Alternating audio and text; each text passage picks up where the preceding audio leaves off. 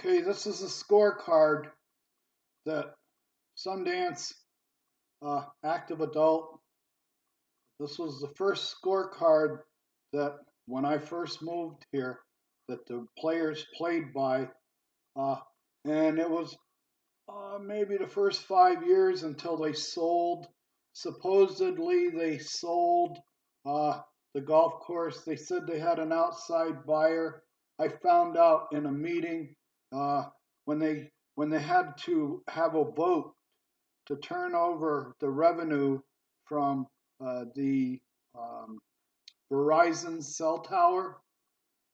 The Verizon cell tower, the HOA and the golf course, when they were all one, this community was an HOA golf course village community for about the first 3 or 4 years. And when they turned over the community during the crash during 2008, around 2008, 2007, the crash, they brought in a new management group to run the golf course.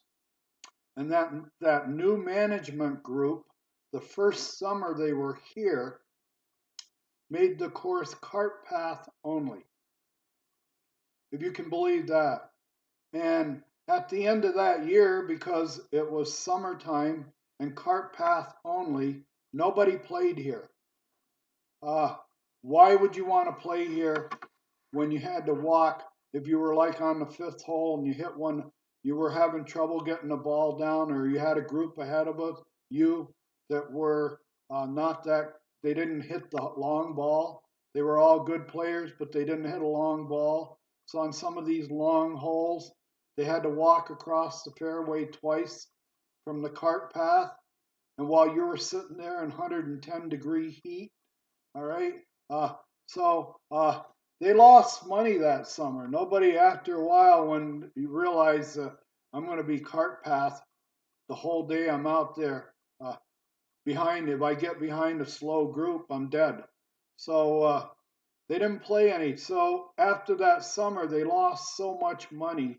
They came up with what I consider a scheme to spin off the golf course away from the HOA. They spun the golf course off in name only. When I went to a meeting once, after 2 years of lecturing me that the golf course is now a privately owned golf course, and there are no access easements onto this privately owned golf course, that it's all privately owned. We have nothing to do with it anymore. It was sold. Well, we went out about 2 years after that. They had a meeting to educate the membership on how to vote for turning over the revenue from the cell tower to the golf course. Okay? I was shocked because for 2 years they said the golf course was sold. Well, when I went to that meeting and they talked about the sale of the golf course, what came out during that meeting is the golf course hasn't been sold. It was sold on a land contract. We still own it. They gave us $1 down and $1 a week, okay, for this golf course. But it's still our golf course. We still own it. We sold it more or less to another management group under the impression that we sold it. We didn't sell it. That's why you're here tonight, and you have to vote on giving all the revenue, turning over all the revenue from the cell tower to the golf course. Okay? The head of the HOA, AAM, Amanda Shaw, was there. Well, at the end of the meeting, I stood up and I started to talk about track day, and I wanted to know if we owned it for the last 2 years and they only sold it in name only, and they probably sold it to a few people on the board. They probably own it, and they're paying $1 down and $1 a week for it. But This is what happened to the scorecard. Thank you for letting me preface all that. But once this golf course was designated as a private golf course, I'm going to show you the before and after scorecard.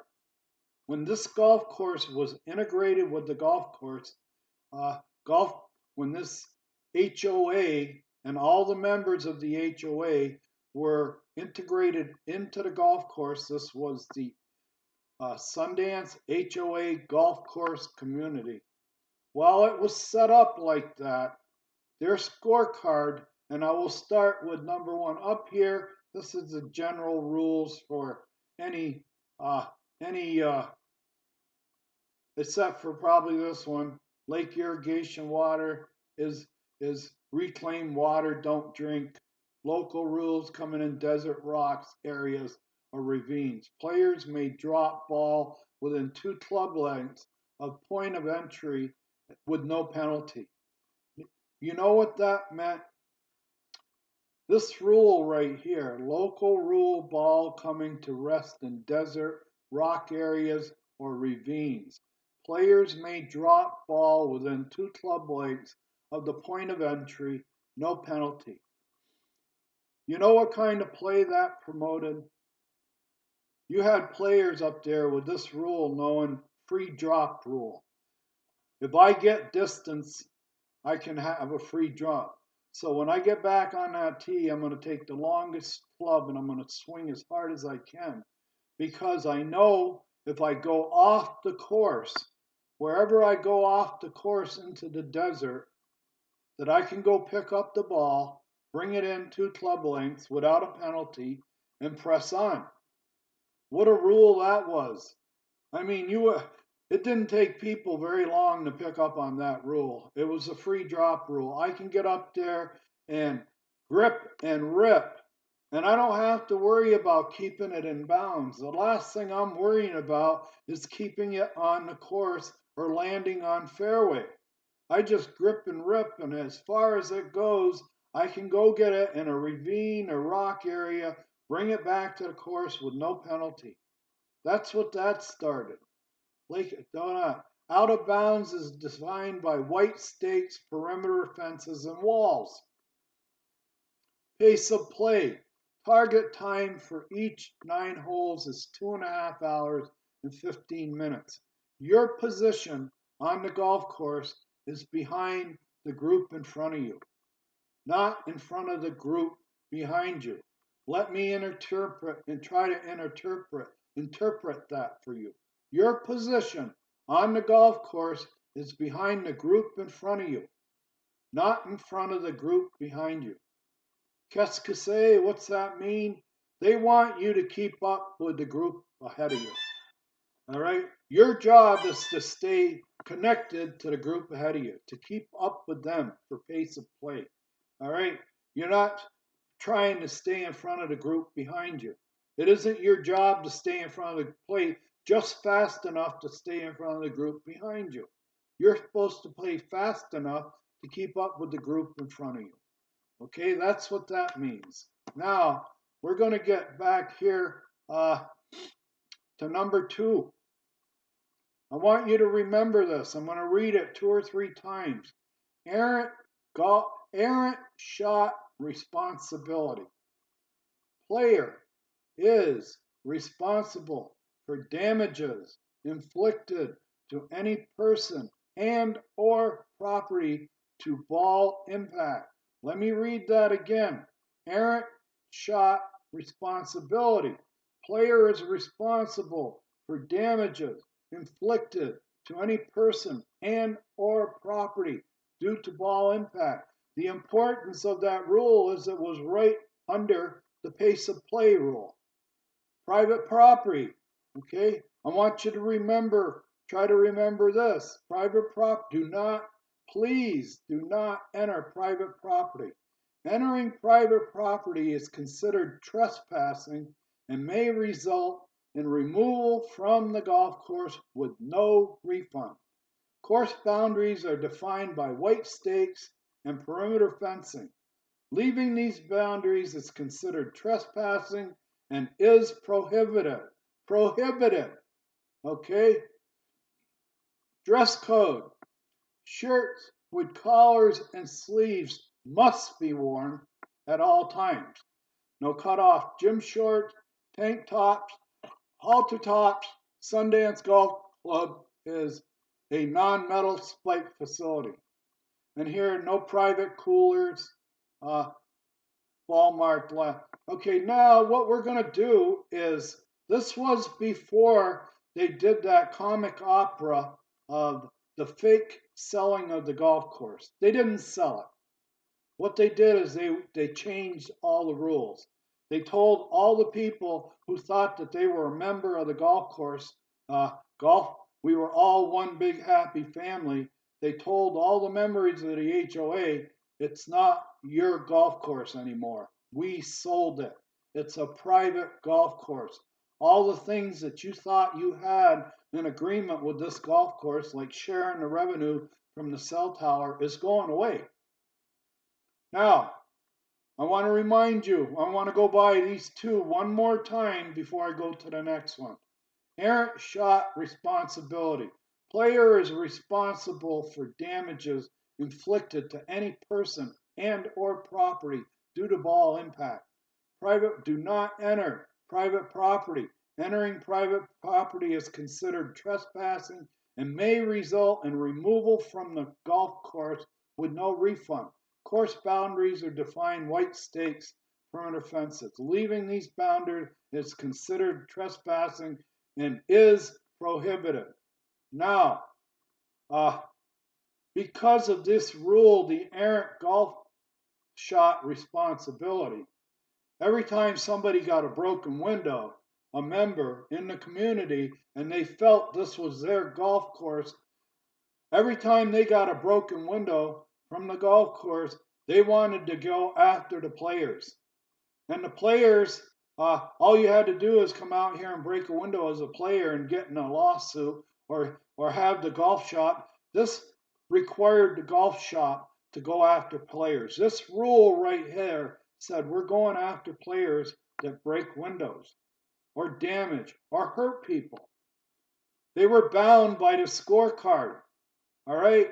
They were bound by about entering property. It won't be permitted. Now, this golf card lasted until they sold the golf course. The reason they sold the golf course is to disconnect the pro shop from this rule right here. This rule of errant shot. Let's go to the new golf card. All right, here's the new one. Okay, local rules. Balls coming to the rest in the desert or ravine. Players may drop a ball within 2 club lengths.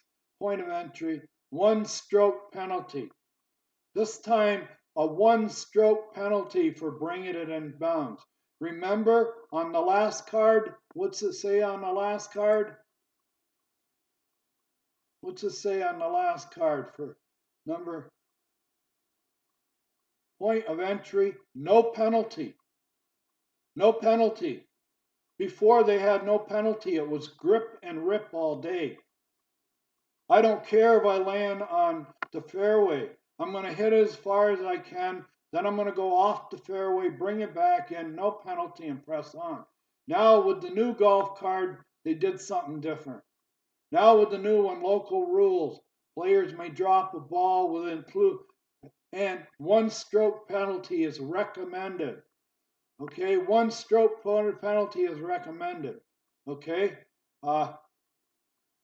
same thing with out of bounds. But I want to show you pace of play. Please play ready golf. Every group target time is 4 hours, 2 hours per 9 holes. So instead of being 2 hours and 15 minutes, it's 2 hours and 9. 2 hours now for 9. In order to maintain a good pace of play, please make sure you are behind the group in front of you rather than ahead of the group behind you. Slow groups will be asked to pick up and move forward when deemed to be unnecessarily holding up players behind them. I have never seen anybody be pushed up. Now, remember number 2 was errant golf ball responsibility damage? That's not here. Now it's private property. They got rid of the errant golf ball. They got rid of where a player is responsible for errant golf balls, right, to property and personnel. They got rid of that rule. They sold they dummy sold or they fake sold this golf course, making everybody think that somebody bought it outright. They didn't buy it outright. They sold it as a dollar down, dollar a week land contract, and probably to some people who are members of the community. Okay, they got together and sell it to us. Well, when they sold it to them, they got rid of the errant golf ball damage rule. It's gone. You're not going to find it anywhere. And as far as this private property, please do not entering private property around the course is considered and will not be tolerated. Won't be tolerated? What's that mean? What are you going to do to me? Remember the old rule? You're going to lose your golf privileges without a refund. It's prohibited. All right? Anybody that walks on private property can have their golf suspended without refund. Here, what's this mean? Won't be tolerated. And also, dress code. Before it was mandatory to have shirts with collars. All right, shirts with sleeves and collars. Right here, dress code. Golf shirts with collars are preferred. They're not mandatory anymore. All right, cut off gym shorts, tank tops, and halter tops will not be allowed. Metal spikes will not be allowed. Guess what? Cutoffs. All right, gym shorts, tank tops. I see it all here. I see blue jeans. I see shirts without collars or sleeves. All right. But that's what happened. The original golf card, scorecard, the rules on the back bound the golf course to seek damages for errant shots. They even had, you will be responsible as a golfer for damage to property and personnel. Now that puts the golf course and the golf shop right in the middle of that. If I call in and say, this golfer broke my window on the third ball he hit, you're supposed to do something about it. All right? They got the golf shop out of this. It was bad for business. Okay? We don't want golfers to think that they're going to have to pay for windows out here. They can play grip and rip, and if they break a window, there's nothing on the scorecard that says they have to be responsible for it. They changed the scorecard. They didn't change the ownership. Like I said, 2 years after this was done, 2 years after they changed the scorecard, we were all summoned to a meeting, all the members they wanted us to take the revenue from the cell tower for Verizon that we were sharing with the golf course, and it was up for a vote, and they were doing everything they could to turn all the revenue over from the cell tower over to the golf course, and that's exactly what happened. Okay? And when I went to that meeting to end this video, when I went to the meeting and they asked, well, who'd you sell it to? And they said, well, it's not really. We haven't lost ownership of it. We sold it on a land contract, a little down, a little a week. It's still ours. That's why you have to come on in, and the membership 2 years after the sale has to come and vote to turn over all the revenue from the cell tower to the golf course. And more or less, when they did that, they guaranteed that the golf course would be here forever and ever. The golf course doesn't have to worry about making money with their cash register. They can take money what they make with their cash register and give it to politicians, all right, or make donations to the mayor's favorite charity, while we, the membership, are having our dues increased. We're being fined for anything that's out of order. They're spending more than they take in. I mean, their budget is you've got so many members, they're paying this month, every month, this much money every 3 months. That's your budget to stay under. They didn't, all right? And they can't stay under the budget, but the people who were behind this charade of selling the golf course and getting rid of that rule that golfers are responsible. When the golfer comes out now and he looks at the scorecard and he goes, let's see, where does it say property damage? It doesn't say anything on this card about me and property damage. Let's go back to the other card. Let's go back to the other card. What's it say here? Number 2 rule, errant golf shot, errant shot responsibility. Player is responsible for damages inflicted to any person and or property due to ball impact. That went away. It was chasing away business. It was getting the golf shop legally and fiduciary involved with damage to memberships' houses.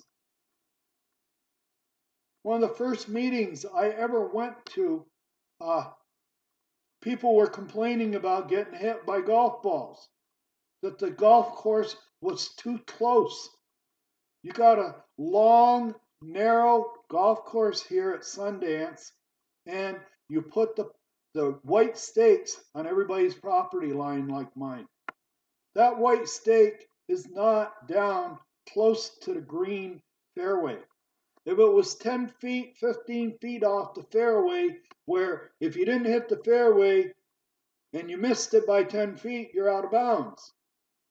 All right? They wouldn't do that to a golfer. They got to make this hole user-friendly to a golfer. All right? They got to take those stakes and put them right up on my property line, about 50 or 75 feet from the golf course. Okay? And that gives the player back on the tee a grip and rip green light. Green light to grip and rip. Because if you miss the fairway, you got about 75 feet up to that guy's property line that you can land the ball safely without taking a penalty. Okay? I'm done with this. I'm going to send this on. Let's stop. Let's see if I can get this thing stopped and on YouTube. Stop.